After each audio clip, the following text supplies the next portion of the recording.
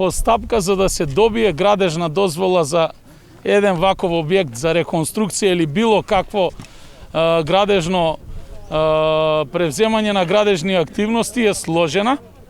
Целта е да се задржи изгледот на сите тие заштитени објекти идентичен каков што бил.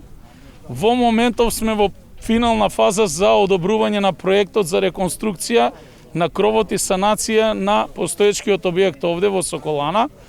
Дополнително општината обезбеди 2 милиони денари и изготви проект за реконструкција на спортската сала. Тој е целосно завршен, аплициран во систем за добивање на градежна дозвола.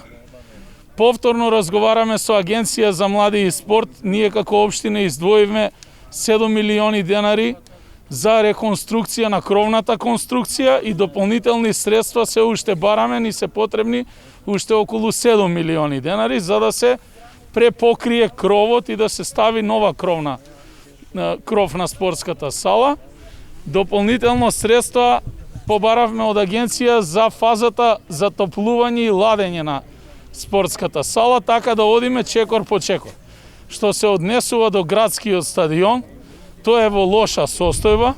Во моментов имаме сериозни проблеми и не можеме да изнајдеме финансиски средства и ни да го санираме.